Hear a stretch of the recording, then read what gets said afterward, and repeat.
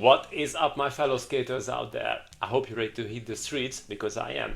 I'm already wearing my baggy jumper. I got my Discman hooked up to these nice earphones, and I got my favorite punk rock CD in the Discman, and I just came back from the store and I bought the brand new Nokia 3310.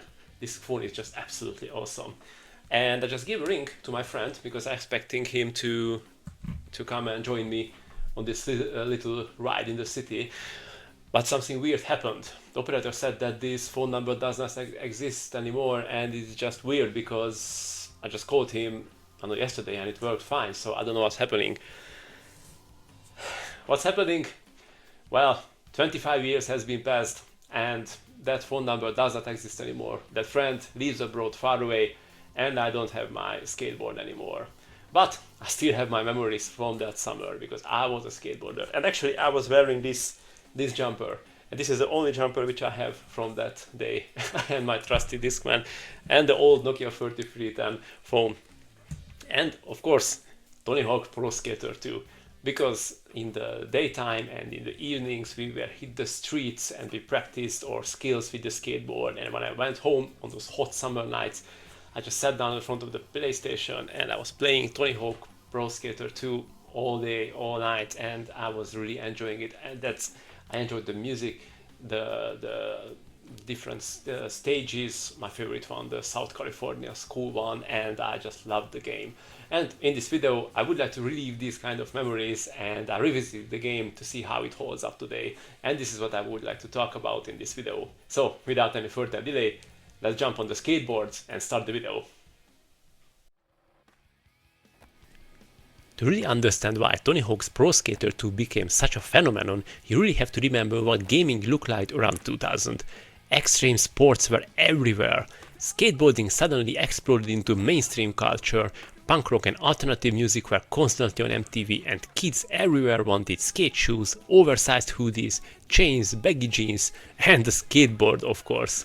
And then came Tony Hawk's Pro Skater in 1999 from Neversoft and Activision. The first game was already a massive success, but then Tony Hawk's Pro Skater 2 arrived in 2000 and absolutely perfected the formula. This was also the game that introduced the manual system. That mechanic completely changed everything, because suddenly combos became almost endless. You could chain together grinds, flips, manuals, wall rides, reverts, and scores became absolutely insane. You could destroy reality with a 2 million point combo while punk rock music screams in the background, and people loved it. The game became one of the highest rated PlayStation games ever made and sold millions of copies worldwide. And the reason people still remember it is not just because it reviewed well, it's because this game perfectly captured an entire era.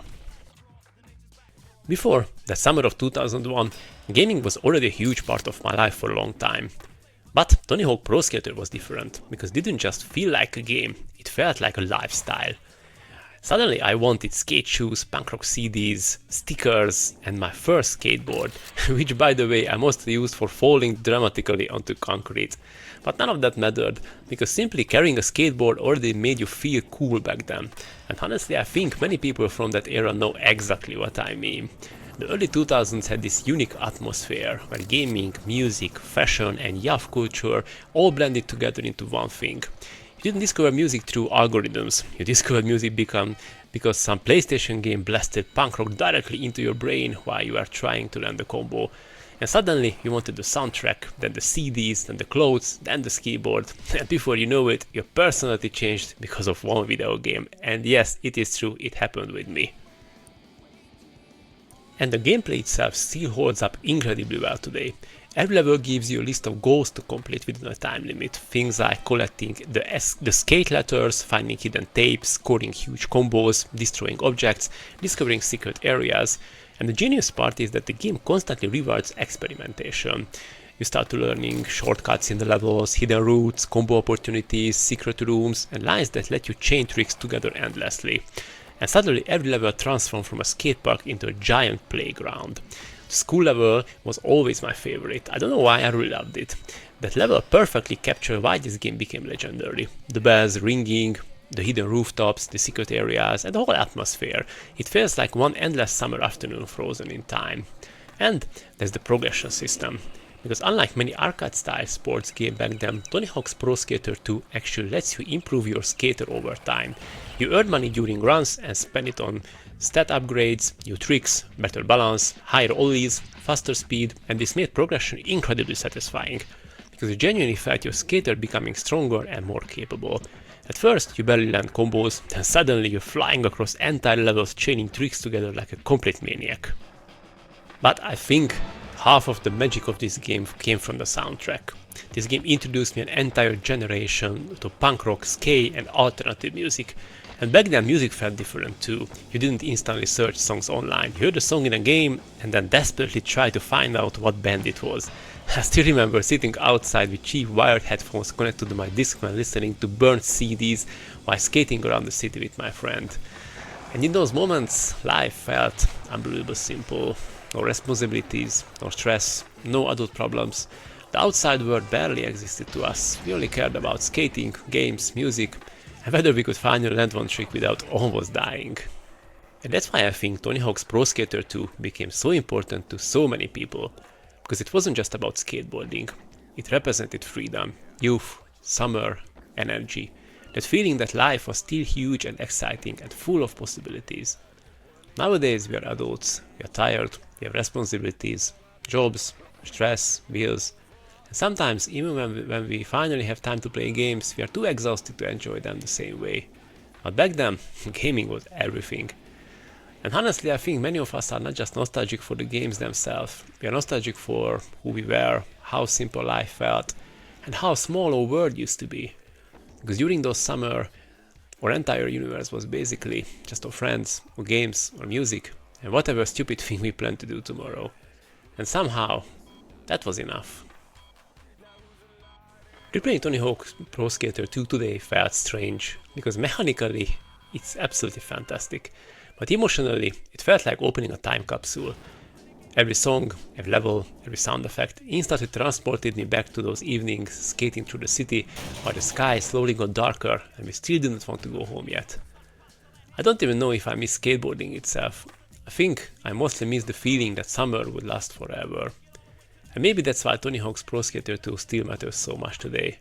Not because of the scores, not because of the tricks, but because for many of us, this game permanently captured a moment in life when everything felt simple, exciting, and free.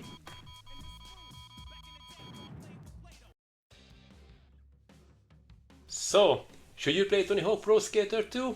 Yes, definitely. Even if you played it for a long time or if you never tried it, yes, give this game a try. It's still a very solid game. If I put aside my nostalgia and love for this game and I see just in a technical way, it still holds up really well.